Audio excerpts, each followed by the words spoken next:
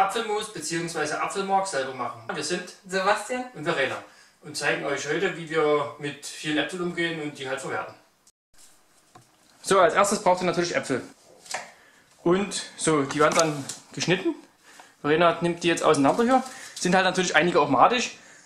Ja, also die werden geschnitten und geschält. Das Kerngehäuse raus, kann man theoretisch auch drin lassen, macht sich dann bloß beim nächsten Schritt ein bisschen schlechter.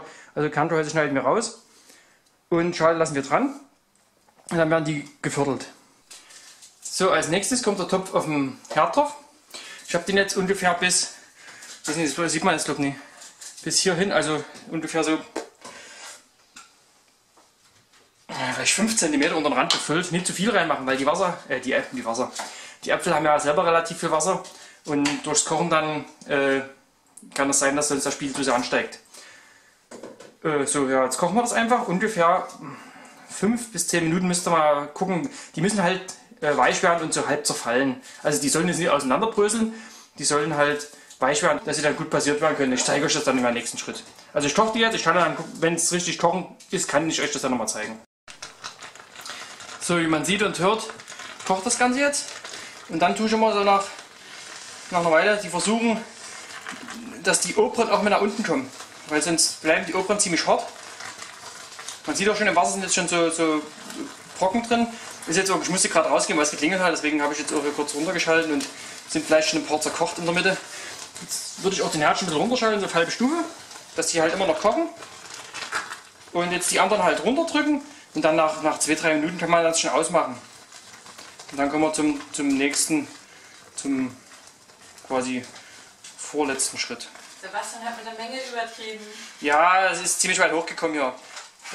Sieht man da, hier die unteren sind jetzt dicht zerkocht. Das liegt aber echt daran, dass ich jetzt zwischendrin weg war. Das ist aber nicht schlimm, weil die müssen ja eh durchgedrückt werden. Also von daher ist es, je kleiner desto besser. Gut. So, jetzt kommt der nächste Schritt. Wir nehmen jetzt die Äpfel samt der Flüssigkeit in ein Passiergerät oder Flottelotte. Also ich kann es eigentlich bloß unter Flottelotte. Ich musste gerade gucken, wie man das sonst noch nennen kann. Also Passiergerät. Gibt es relativ günstig schon zu kaufen. Wer jetzt keins hat oder auch keins kaufen möchte, ihr könnt auch die Äpfel vorher schälen. Also ohne Schale verwenden. Und ihr seht ja, das ist ja fast schon Mousse. Und dann könnt ihr das mit einem Kartoffelstampfer oder sowas noch ein bisschen zerstampfen. Oder halt so lange kochen, bis es halt wirklich zerfallen ist. Ihr müsst halt dann nur sehen, dass ihr dann vielleicht ein bisschen weniger Wasser nehmt. Es kommt auch darauf an, was ihr machen wollt. Wenn ihr einen normalen Apfelmus machen wollt, ist vielleicht ein bisschen dünnflüssiger. Wenn ihr richtiges Apfelmark machen wollt, ist es vielleicht ein bisschen dickflüssiger. Keine Ahnung. Ich hatte mal nachgeguckt, für mich war jetzt so der Unterschied zwischen Apfelmark und Apfelmus eher der Zucker. Also bei Apfelmus ist immer Zucker mit drin und Apfelmark ist in der Regel ohne Zucker. Ich weiß es aber nicht genau, ob das jetzt der wirkliche Unterschied ist. So, das füllen wir jetzt hier rein. Und dann nehmen wir jetzt hier die Kurbel und drehen das durch. Immer wieder rückwärts drehen, weil die Schalen da noch mit drin sind. Und die Schalen sich dann immer unten vor das Gitter legen. Ich habe jetzt hier den, ich glaube, feinsten Einsatz drin. Gibt es 3 verschiedene Einsätze dazu. Und bei den Äpfeln nehme ich jetzt hier den feinsten. Wer das lieber etwas gröber mag, kann auch einen größeren Einsatz nehmen. Ihr seht ja jetzt hier, ich denke mal, man sieht das, oder? Muss man mal gucken. Wenn man das sieht, wenn ich rückwärts drehe, sind ja die Löcher frei. Jetzt sieht man hier die Löcher. Ja, sieht man ganz gut. Jo, ich werde das jetzt mal alles durchleiern hier in den Topf. Und dann sehen wir uns gleich wieder.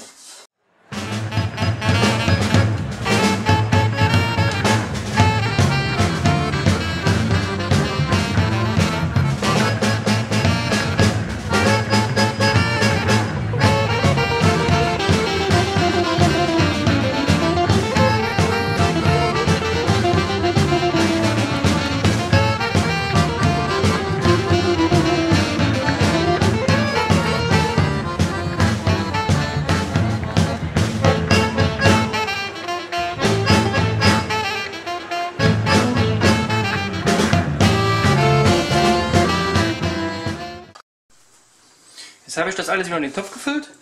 Theoretisch sind wir jetzt fertig. Also wenn ihr den jetzt so essen wollt, oder wenn ihr den jetzt, euch die Menge machen wollt, die ihr so verzehrt, dann wäre es das jetzt gewesen. Den lasst ihr jetzt auskühlen, ihr könnt ihn auch gern warm essen. Verena isst den gern warm. Und dann wäre es das gewesen. Wir wollen den aber haltbar machen, deswegen machen wir eine große Menge. Wir machen danach dann gleich noch einen Topf. Und Ja, da kochen wir das Ganze jetzt nochmal auf. Müsst ihr aber aufpassen, immer rühren, weil das ist jetzt relativ dick hier.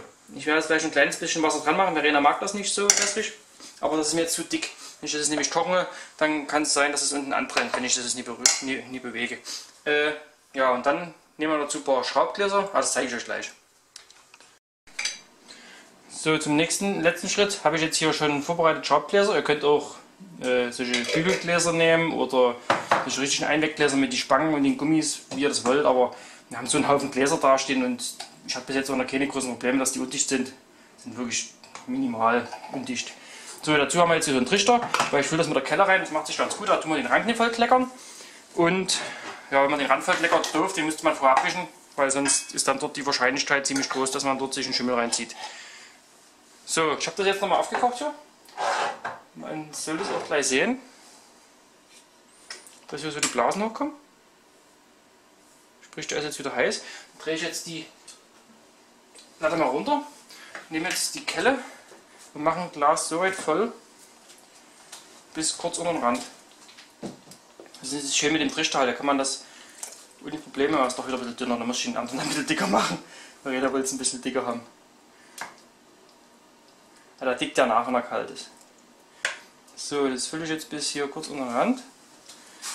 Und dann habe ich hier in einer Schüssel nebenan schon vorbereitet, die Deckel. Die habe ich mit kochendem Wasser nochmal desinfiziert, oder wie man das nennen will.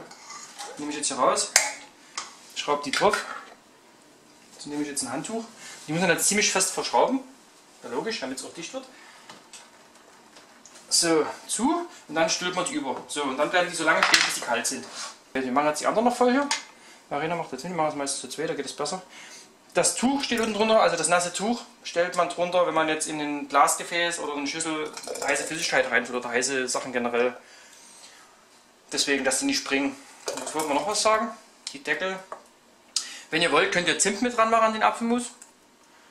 Oder halt Stücke lassen. Oder Stücke lassen oder andere Gewürze. Das sind halt, ich sag mal, das kann man halt machen, wie man möchte.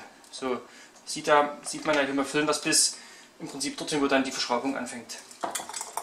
Geht besser mal zu zweit, da geht es schneller. Das muss schnell gehen, die ganze Sache. Also das Einfüllen, Deckel draufschrauben, muss schnell gehen. Also jetzt nie reinfüllen und dann eine Minute warten.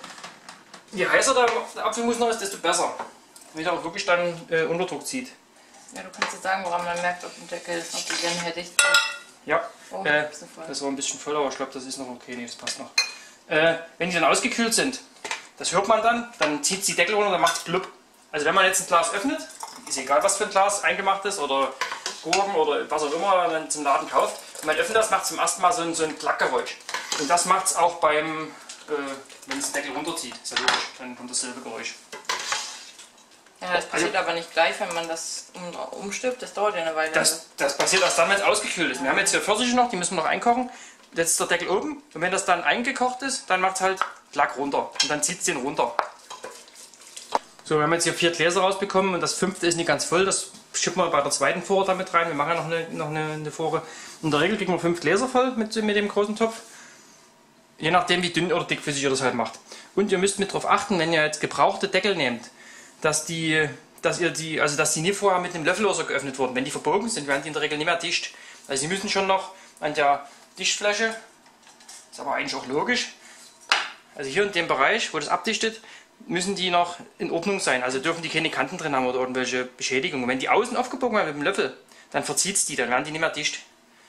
Ja, wir machen es so, wenn jetzt ein Glas keinen Unterdruck zieht, dann wird es halt in den nächsten Tagen damit gegessen und gut. Also das wird dann nicht schlecht deswegen. Also dann, viel Spaß beim Nachmachen, lasst es euch schmecken und dann bis zum nächsten Mal. Bis dann. Tschüss. Tschüss.